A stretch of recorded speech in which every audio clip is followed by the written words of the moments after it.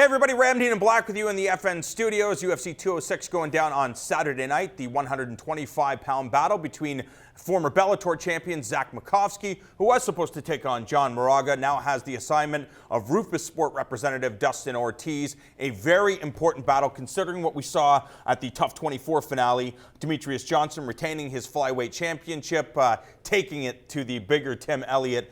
This fight is one of those fights between Makovsky and Ortiz that really could deliver fight of the night as well. And I think when you look at this entire card, there are a lot of fights that could deliver fight of the night. But when you look at where both Makovsky and Ortiz are at this point of their mixed martial arts career, one win in their past 4 fights, but they're all fighting savages. They're only fighting the best guys in the division. Is there a lot of pressure on guys when you only have one win in your past 4? Yeah, it's a crazy time in fighting because when you just look at skill and potential and where these guys are, I think they are 2 of the top 5 or 6 flyweights in the world right now.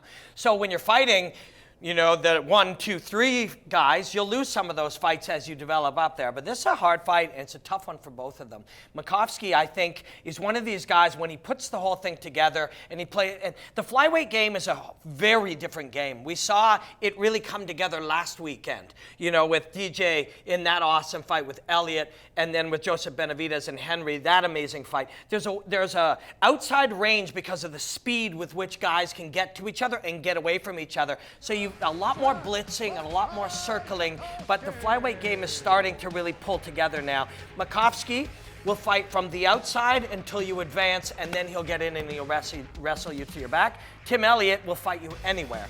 And I think the Moraga fight, you were fighting a guy who is very attribute-based, toughness and ruggedness and strength and power and skill. Whereas with Ortiz, you're fighting a skill guy who also has those attributes, but a much higher level of skill. So this is a really great fight. Fight Pass is just really fighting and lobbying to have the action fights on Fight Pass. Yeah, Dustin Ortiz seems like one of those fighters that no matter where you put him, he's constantly trying to get to a better position.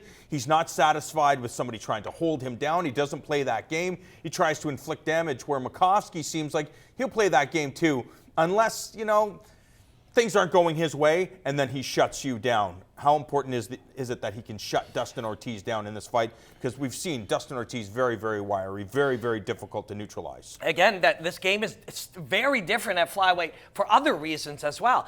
Nobody's going to get tired. In 15 minutes, neither of these guys are going to get tired. So that hold down pressure game that you play when you're against an Ortiz is just a battle to keep him from going. And he'll keep going, and he'll keep moving, and he will not surrender a position. At middleweight or light heavyweight, you get a guy to take that breath, and he settles into that position. All right, I'm playing bottom half now.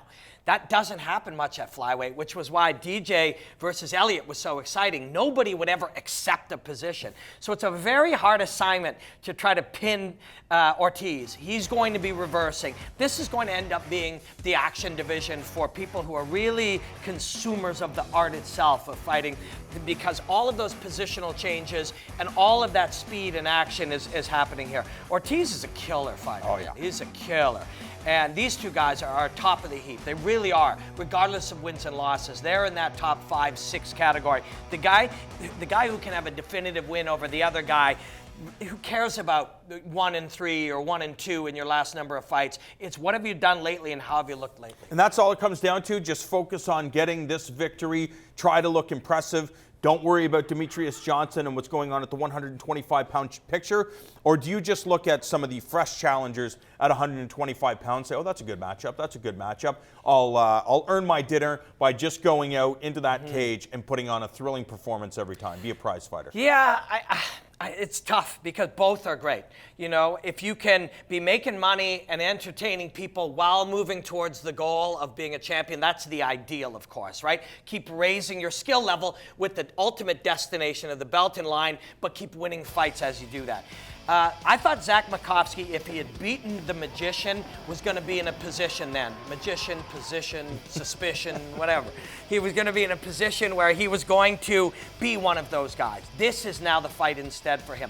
Both of these guys also, now they have lost a couple of fights, but they've given up that win to progress. I think both of these guys are among the few that you can actually consider in a real fight with Demetrious Johnson. I think both of these guys are among that. And do you believe over the last number of years that's been the assignment? It's, of course, whoever the UFC matches me up with, we're going to take that fighter, we're going to figure out a game plan to defeat them, but we're also trying to figure out things, how to beat Demetrious Johnson if we do get that phone call.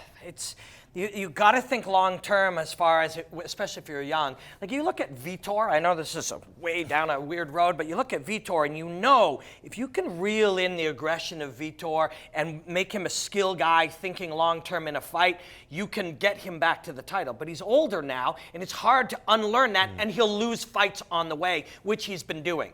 If he stuck with that learning curve, he would start winning fights again, but he's an older guy. With an Ortiz or a Moraga or any of these younger guys, you can kind of do that. You lose to get ahead. It's a tricky long-term thinking, but it's a possibility.